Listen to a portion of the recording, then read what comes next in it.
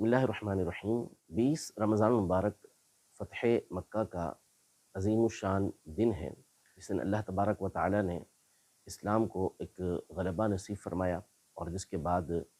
تبلیغ اسلام کا ایک رخ بالکل تبدیل ہو گیا۔ اور وہ صحابہ کرام علیہم رضوان کہ جو فتح مکہ سے پہلے ایمان لائے، نبی پاک صلی اللہ علیہ وسلم کے ساتھ شریک رہے، ان کے مرتبوں کو اللہ پاک نے ان صحابہ کے مقابلے میں زیادہ بلند کیا کہ جو فتح مکہ کے بعد ایمان لے کر آئے تھے۔ ویسے تو بہت تفصیل کے ساتھ اس پر گفتگو ہے، لیکن آج جو گفتگو کا مین موضوع ہے وہ یہ ہے کہ فتح مکہ کے دن اللہ کے رسول صلی اللہ تعالیٰ علیہ وآلہ وسلم کے سامنے مشرکین مکہ کے وہ افراد موجود تھے کہ جنہوں نے ساری زندگی نبی پاک صلی اللہ تعالیٰ علیہ وآلہ وسلم اور آپ کے صحابہ کو سخت اذیتیں اور تکلیفیں دی تھیں اور آپ سے جنگیں کی تھیں، آپ کے صحابہ کو بھی شہید کیا تھا۔ اب یہ لوگ مغلوب ہو کر آپ صلی اللہ علیہ وآلہ وسلم کے سامنے موجود تھے۔ نبی پاک صلی اللہ تعالیٰ علیہ وآلہ وسلم نے جب ان سے پوچھا کہ تم مجھ سے کس طرح کے سلوک کی امید رکھتے ہو، تو انہوں نے کہا کہ وہی کہ جو ایک کریم بھائی اور کریم بھتیجے کے ساتھ امید ہوتی ہے، یعنی آپ کریم ہیں، آپ کرم ہی فرمائیں گے۔ تو نبی پاک صلی اللہ تعالیٰ علیہ وآلہ وسلم نے ان سے ارشاد فرمایا کہ لا تثریب علیکم اليوم، کہ آج کے دن تمہارے اوپر کسی طرح کی کوئی ملامت نہیں ہے، انتم الطلقاء، تم لوگ سارے کے سارے آزاد ہو۔ یعنی ہوتا یہ تھا کہ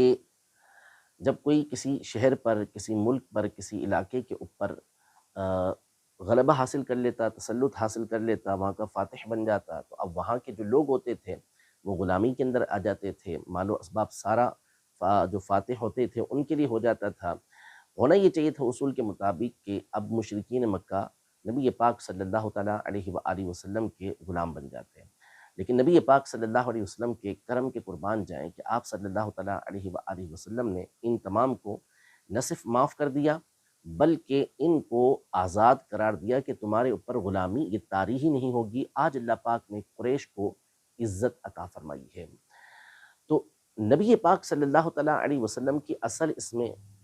نوازشیں تھیں، نبی پاک صلی اللہ علیہ وسلم کی عنایتیں تھیں، آپ کا عفو درگزر تھا۔ اور اس موقع پر جو لوگ موجود تھے ان تمام کو نبی پاک صلی اللہ تعالیٰ علیہ وآلہ وسلم نے فرمایا کہ انتم الطلقاء، تم سارے کے سارے آزاد ہو۔ اب یہاں بعض لوگ جو ہیں جن کے دل کے اندر صحابہ کرام علیہم رضوان سے کسی طرح کی کوئی نہ کوئی قدورت موجود ہوتی ہے، اگرچہ کہ وہ اپنے آپ کو اہل سنت کا ٹائٹل دیتے ہوں، تو وہ ان صحابہ کرام علیہم رضوان کی توہین میں کوئی دقیقہ چھوڑتے نہیں ہیں اور کسی نہ کسی طریقے سے ان صحابہ کرام علیہم رضوان کے اوپر طعن و تشنیع کرتے ہیں، اور ایسے صحابہ کرام علیہم رضوان پر بطور طنز اور بطور استہزاء طلقاء کا اطلاق یہ کرتے ہیں کہ یہ تو طلقاء ہیں، یہ صحابہ نہیں، نعوذ باللہ، حالانکہ ایسا نہیں۔ اول تو اس لیے کہ نبی پاک صلی اللہ تعالیٰ علیہ وآلہ وسلم نے اس موقع پر عام معافی کا اعلان فرمایا اور معاف فرما دیا۔ جب نبی پاک صلی اللہ علیہ وسلم نے معاف فرما دیا تو اب دوسرا کوئی اس پر کیسے اعتراض کر سکتا ہے، کوئی اپنی زبان اس بارے میں کیسے دراز کر سکتا ہے۔ دوسری بات یہ ہے کہ نبی پاک صلی اللہ تعالیٰ علیہ وآلہ وسلم نے عام معافی کا اعلان کیا تھا، کسی پر یہ زور زبردستی نہیں تھی کہ وہ آپ صلی اللہ تعالیٰ علیہ وآلہ وسلم پر ایمان لے کر آئے گا ہی آئے گا، لیکن حضور کریم صلی اللہ تعالیٰ علیہ وآلہ وسلم کے مبارک اخلاق کو دیکھ کر ان مشرکین میں سے ایک بہت بڑی تعداد جو ہزاروں کی تعداد تھی وہ نبی پاک صلی اللہ تعالیٰ علیہ وآلہ وسلم پر ایمان لے کر آئی، اور اس میں نبی پاک صلی اللہ تعالیٰ علیہ وسلم کے گھرانے کے قریبی افراد بھی موجود تھے، آپ کے چچا کے بیٹے بھی موجود تھے اور افراد بھی موجود تھے جو نبی پاک صلی اللہ تعالیٰ علیہ وآلہ وسلم پر ایمان لے کر آ گئے، اور آپ کے جو جانی دشمن تھے ان کی اولادیں بھی، جیسے ابو جہل ہے، اس کے بیٹے اکرمہ، یہ بھی فتح مکہ کے بعد کچھ ٹائم کے بعد اسلام لے کر آ گئے جب نبی پاک صلی اللہ تعالیٰ علیہ وآلہ وسلم نے ان کو امن دے دیا تھا۔ تو آپ صلی اللہ علیہ وسلم پر ایک تو یہ ایمان لے کر آئے، اور پھر ان لوگوں کے ایمان بڑے زبردست ہوئے، یعنی اسلام کے لیے انہوں نے بڑی جنگیں لڑیں، اسلام کے لیے بڑی قربانیاں دیں، اور اسلام کی سربلندی کے لیے انہوں نے بڑے کام کیے۔ تو نبی پاک صلی اللہ علیہ وسلم نے ان کے اسلام کو بھی قبول فرمایا، اور اسلام پچھلی ساری کی ساری خطاؤں کو یہ مٹا دیتا ہے۔ تو اس لیے بطور استہزاء ان کو نعوذ باللہ طلقاء کہنا اور ان کو صحابہ سے خارج کرنا، یہ بالکل ظلم ہے اور انصاف سے دوری کی بات ہے، علم سے دوری کی بات ہے۔ یہ سارے کے سارے صحابہ کرام علیہم رضوان تھے جو نبی پاک صلی اللہ علیہ وسلم کے عفو و کرم سے، نبی پاک صلی اللہ علیہ وسلم کے اخلاق کریمہ کی وجہ سے ایمان لے کر آئے تھے۔ اور انہی میں حضرت سیدنا ابو سفیان رضی اللہ تعالی عنہ، حضرت سیدنا امیر معاویہ رضی اللہ تعالی عنہ، اور حضرت سیدتنا ہند رضی اللہ تعالی عنہ، یہ سارا گھرانہ بھی تھا۔ ان میں حضرت ابو سفیان رضی اللہ تعالی عنہ یہ فتح مکہ سے پہلے ہی ایمان لے کر آ گئے تھے۔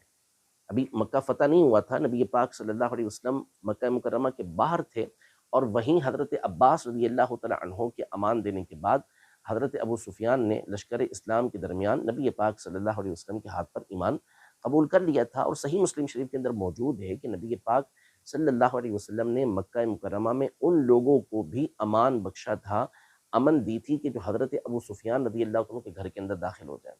اس کے بعد سیدنا امیر معاویہ رضی اللہ عنہ کی ذاتی گرامی ہے، تو وہ ایک قول کے مطابق فتح مکہ کے دن ایمان لے کر آئے، لیکن ایک مشہور روایت یہ ہے کہ آپ اس سے پہلے ہی ایمان لا چکے تھے، اور اس میں آپ نے اپنے والد یعنی حضرت ابو سفیان